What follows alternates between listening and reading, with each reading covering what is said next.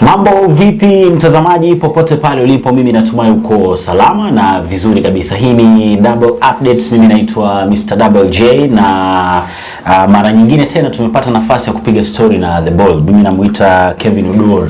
Uko poa kabisa? Niko fresh. Baridi ya Nairobi na pelekaje? Weather leo imetulia. Imetulia. Mimi shida si baridi bana. Shida sio baridi sawa, tutakuja kujua shida si baridi sababu gani? Leo tu nilikuwa sehemu tu hapa tu.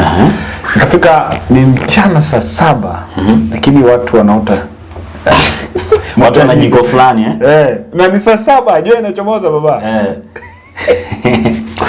No, tutakuja kujua ni kwa sababu gani. By the way, leo kumekuwa na activities nyingi ikiwemo kura kuendelea kuhesabiwa, lakini pia vile vile timu hii nyingine ya The Blues Azimio la Umoja kuwa na mkutano KICC, na tumeona miongoni mwa viongozi ambao tulikuwa tumewazoea kuwaona, by the way walikuwepo pale akina Martha Karua na nini. Ulifuatilia, na kama ulifuatilia unaizungumziaje? Nimefuatilia that meeting, Okay. And one thing I was so keen on why the president was not there. But perhaps, you know, there is president and there is president-elect. So perhaps the president not attending would have been understood because he will not come before the results are out. Okay. Someone was telling me if the chief of Azimio, Raila Odinga, is a president-elect, then his security is briefed, is upscaled, so it will not be wise for him to go there. However, I saw that meeting when it was coming to answer question on whatever happened at KICC. Okay. Remember KICC, these guys did that, organized that place like 2 days ago, and Kenyans were wondering what exactly was it meant for. But that is just for the optics. However, having followed that meeting, Azimio la Umoja are exuding confidence that they have victory. If you look at the Martha Karua speech, you listen to Stephen Kalonzo Musyoka's speech, they're exuding confidence that they are making their way. And what should really, I don't know that it's a concern, but to me, I asked myself, how about if whatever IBC is going to tally, or rather is going to tell Kenyans is going to be contrary to what they're saying? So how are they going to manage the expectations? Because the truth of the matter is that by the end of business on Sunday, Kenyans will have an idea of where exactly that race is heading. That race is going to reshape, not even the race, the results. The projections are narrowing now. And the more results narrow, the more projections are narrowing. And someone would now say 60% my candidate is winning, 40% my candidate is losing. So that is what it was meant for, the exuding confidence in it. However, this might be a wild observation, but I see a probability that the people that might do that might be interacting with the elective leaders, the leaders that are elected, are Raila Odinga and Martha Karua, because that was just a PG, a parliamentary group meeting for the Azimio la Umoja. So maybe the people that will be holding the PG will be Martha Karua and Kalonzo Musyoka. I'm just trying to draw face value, a very shallow understanding to just, I didn't want to read more, but that is just of what I saw. Watu sasa hivi wanasema Kalonzo ndo man of the match. Tukizungumzia upande huu hapa wa Azimio la Umoja. I want to agree. I want to agree that Kalonzo Musyoka changed the tide in favor of Raila Odinga. But were it not that Raila Odinga was not having President Uhuru Kenyatta behind him, William Ruto would be president-elect as we talk. You know why? No. There is one thing for you to have a majority win, and there is like for Kalonzo Musyoka has really brought those numbers, and those numbers are convincing. I was talking to some gentleman from just around, and was telling me, Kevin, you know, I have Kalonzo's vote kept intact. Whenever, even if whatever happens, 2022, 2027, what Kalonzo says he wants, I'm going to vote for Kalonzo Musyoka. And I'm like, okay, wow. But you people, I think, are underestimating the destructive effect of both Martha Karua and President Uhuru Kenyatta. They distracted the norm in Mount Kenya. Before they came in, before Raila Odinga named Martha Karua, I think William Ruto was the man of the moment there. But the kind of distraction is what precipitated the low voter turnout, because people were confused. Are we going to vote for Martha Karua or Raila Odinga? Like, because I don't have a choice, I'm staying at home. So the destructive effect of president going against the norm and supporting Raila Odinga, Martha Karua coming out to try and climb the mountain and make those strides, it might not have translated to votes directly on Raila Odinga, but it suppressed deputy president. So there are two things. Kalonzo Musyoka, it brought tangible votes. Okay. But Martha Karua and President Uhuru Kenyatta, they suppressed William Ruto's votes in mountain. If they were not suppressed, I can tell you that we will be talking about a different thing. True. Yes. I think tunaendelea kuona matokeo kwenye maruninga, kwenye vyombo vya habari na vitu kama hivyo. Lakini kumekuwa na changes nyingi sana. Mara numbers fulani zimeongezeka au zilikuwa zimeongezeka, sasa hivi zimerudi chini. Unadhani hii ni inakuonyesha picha gani? It is so unfortunate, and there is, I don't want to mince my words, that we are talking about anomalies in results. Well, these anomalies are in the tune of 10,000. That's not a joke. Number one, I'm saying this is unfortunate, and this is a slap in the face of Kenya Kwanza, because even before Kenyans went to the polls, one of the things they were really struggling is the notion that they have appetite for public resources. Okay. What other people say in direct English as people who are thieves. And I don't want to do that character assassination. But when even during this electioneering period, you hear those undertone stories of votes were rigged in favor of a candidate, then by the end of the day you ask who candidate, you realize it's their candidate. It doesn't really work well. It doesn't augur well, because even if IBC was to announce them, already the ground is polarized, and who is going to accept? Everyone will then say, okay, they rigged their way through. So the rigging scheme, I think, to me, it's a narrative that it does not only create the emotions and the tension before as the telling are going on, but it also have a resultant effect on those results. Someone will discredit the results in the public court that, look here, there was a rigging, and already that rigging momentum, that rigging narrative has gained momentum. So importantly to me, and I just want to ask a simple question. Could it be possible that even if there was a UDA wave in Mount Kenya, not even a single constituency can vote Jubilee Party? Let's be honest. Not all members of parliament in Mount Kenya were associating themselves with the president. I think Kimani Ngunjiri met president countable times, few times. They have Kigumo, I think Mother Wangari, I think, if I'm not wrong, who they have been working on ground. But even an MP, there are members of parliament in Mount Kenya who have been performing as members of parliament. They cannot even be, there is no single MP. It's not possible that there is no single MP that Nani can get, that Jubilee Party can get. Just, even if, I want us to reason, if you were to go to dislodge ODM in Nyanza, you can try dislodging ODM, but it's not an overnight thing. So raisi. It's not a one election thing. You want to dislodge, if you want to dislodge Jubilee, or you want to dislodge the influence of President Uhuru Kenyatta, you can't use one single bullet, one election to solve that. So for me, I really sympathize with the members of parliament and elective seats in Mount Kenya, because honestly, as Wajango is saying, as I checked his Facebook page, he's saying Kiambu, we were fried. I even saw a press briefing by Lee Kinyanjui, the Nakuru governor, and Kiambu governor Nyoro, saying that things went south. Uona bani nani anafaa kulaumiwa kwa hivi vitu ambavyo vinatokea hapa? Ni ABC, ni hawa viongozi, ni wapi tunafaa kuweka lawama? Even blaming someone might not be, you cannot undo, you cannot reverse. Okay. Because of blame. What that someone should actually try to do, and if they were to do, the radical decision they can make now is to do a recount of all votes. The ballot boxes are still there.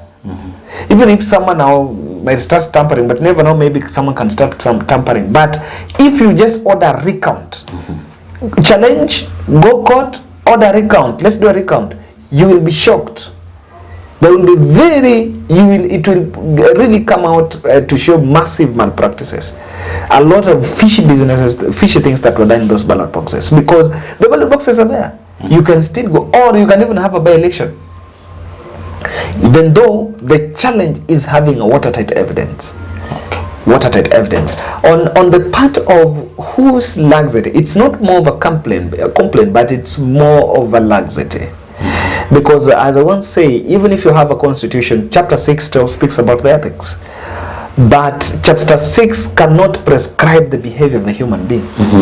Yes. Nataka nipe key points ambazo zinafanya Azimio team wanakuwa na confidence sana kwamba tunaenda kushinda. They have confidence, and that confidence, it's a bit worrying. To some extent, it's a cocktail of, are we winning or have we lost? It's two things. Okay. It's either are we winning or have we lost, even though then they're saying we have won. When you listen to Martha Karua and Kalonzo Musyoka's speech, those are the leaders in the stature of Martha Karua.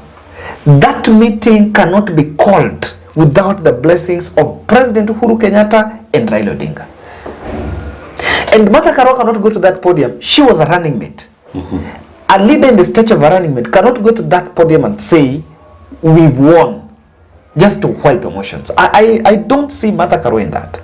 Because think about it, if they have contrary results, what I see here is there is a likelihood that they have the majority, because the Azimio team are saying we have won.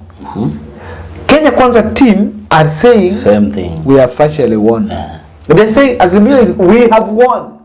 Kenya Kwanza, we have partially won it. So you see the difference. Someone is saying I've won with vigor, someone is saying I've won it in social media. It's the first time that someone is going on camera, and that is televised event where the media stations are capturing everything, saying we've won, we're just waiting for the official results. How about if the official result doesn't come? They seem to know something. The preparation nod. Yesterday the transition authority said they are ready for swearing in. Someone can go to Supreme Court. Why are they coming now to tell us? They've even said that the day will be a public holiday. Who doesn't know that? Kila mtu anajua hiyo. Kila mtu anajua hiyo. So really, if you are someone who listened to my analysis, I had said from, I think, Wednesday morning, Raila Odinga, Martha Karua, William Ruto, Rigathi Gachagua, perhaps all those four people knows whether they are president and deputy presidents elect or not. Iwapo Raila pamoja na Martha wataipoteza, tumekuwa tukiona viongozi wengine wakisema kwamba, au hata watu wengine wakisema kwamba this time round nadhani watu wamechanuka sana, mtu akishindwa anakubali haraka haraka. Unaona bani ni kitu kipi ambacho kitatokea iwapo Raila na Martha hawatapata ushindi? Naona wakikubali. I think Raila will do the most honorable thing, and I don't see him going to Supreme Court. He wouldn't want much of that humiliation unless they have a watertight case. However, if the margin is as less than 50,000, that election will be thrown away, because there is a lot of recklessness. There are a lot of recklessness. The gaps of, like in central Kenya, I saw them arguing in Kiambu. 175,000 people voted for the president, and they never voted for the MP, MCA, and the women. That's abnormal. When we all know that the protocol, if you walk to a polling station, you'll be given all the 6 ballots papers. So it points out to anomalies. And if they go to court, it will be part of an election management scheme. It can be thrown, But you know, sometimes if you go to court and the court gives a verdict, that's the end of it. Okay. Yes. Najua umepatana na mtu fulani ambaye anaitwa Itumbi kwenye mitandao labda hata ya kijamii. Huyu mtu unaweza kumtana naye hata moja kwa moja. Huyu ni mtu ambaye unaweza kumdescribe vipi? In election or not in political campaigns, there is something known as the dirty job. Those are the people to do the dirty job. Those are normally the sacrificial soldiers. Okay. They're being you know, I think it has been corroborated. I want to use it's been maybe called as a digital strategist. That's far from the truth. It's just a propagandist. So his work there is a propaganda. He's one man that you cannot trust. Remember, Kenyans still do not believe that he was abducted. There's still people in this country that believe he abducted himself. There's a lot of people who are not, and even information that they're being given to relay is information that is to be doubted. When someone doesn't want that information to be serious, you give it to Itumbi. You cannot compare what Itumbi posts and what Makamu Tua posts, or I don't know who is that person, maybe Sam in the Azimi side, or let's just go to Kenya. You cannot compare between what Itumbi said and what Hussein Mohammed says. Which one do you take serious? Hussein Mohammed. Because Itumbi there is just a propagandist and there is nothing. There is no substance. Okay. I think watu wanasema kwamba IEBC kuchelewa kutangaza matokeo ya urais inaendelea kuwapea watu nafasi ya kufanya kazi fulani chafu ya kuibana na nini hapa katikati kuliko angeitangaza mapema, yani vitu vingetokea kwa haraka, kwa spidi, aingewapea nafasi ya kuiba na kufanya vitu fulani. Kutangaza mapema inawezekana, lakini nadhani pia Wafula Chebukati anajaribu ku learn some lessons from 2017. Okay. You don't rush and do it, then you go to Supreme Court, someone rushes to Supreme Court and it's nullified. So rather take time, do it slowly, do it diligently and get it right. For example, if Wafula Chebukati was to hurry, there is no verification. Portal from 64A, calculator, add, bash, elect. Then mtu sasa realize hapa kuna 10k iliongezwa, hapa kuna 10k what happened? You know, it can be as easy as the forms and forms, sawa, calculator it's plus, kuna calculator bomas siaya. You know, when you resort to Supreme Court, bwana, these things don't about the numbers, it's also about the process. Bring us form 34B, mtu angalia signature, the Azbiu agent was not seen anywhere. There's no signature. You know, it will be nullified. And in the presidential vote, it doesn't matter. Even if the margin error, the contested error, cannot make the runner-up to catch up with you, it will be nullified. Let me tell you, in 2017, the Supreme Court verdict did not say that Raila Odinga won. But they said that President Uhuru Kenyatta did not win fairly. So that is the catch. You know, you can overlook some of these things, but that 7-bench judge will not exclusively pinpoint on the numbers. They will look for, because then they want the integrity of the process. I think mimi najua kuna mtu ambaye anatamani kujua una predict kitu gani in terms of percentage kati ya watu hawa wawili. Huu mchezo unaweza ukaisha kwa percentage ngapi kwa upande zote mbili, Ruto pamoja na Raila?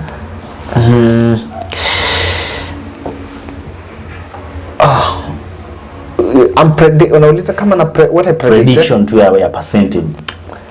Na ni kwa sababu gani?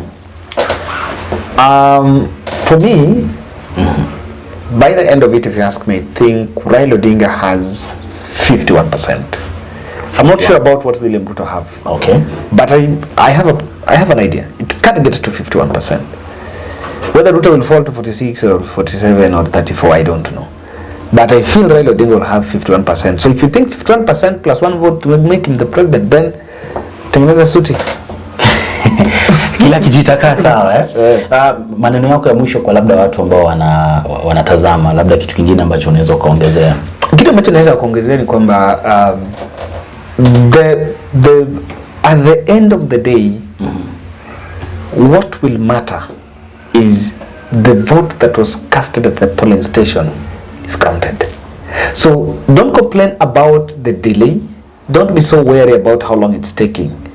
It rather takes long, but you make sure that the way you wake up in the morning, ukipuliza firimbi, to try to make sure that your neighbors are awake by the time, the vote at the polling station will count. Okay. When that counts, the person who will win fairly, and we don't even want to nullify. We don't want to go to Supreme Court. We want the country to move forward, so that I've just realized that the subsidy for ungas has been slashed. We want it to be returned by the next regime. Yes. Nice, bana, asanteni sana kwa nyinyi ambao mmetazama video hii hapa, lakini kama wewe ni mgeni, chukua sekunde fulani hivi moja ukasubscribe kwenye YouTube channel yangu, nadhani utakuwa umefanya kitu kikubwa sana. Na sasa hivi inabidi tukuache, lakini usikae mbali sana, kwa sababu hizi updates bana zinakuja baada ya muda ambao unaweza kusema sio mrefu.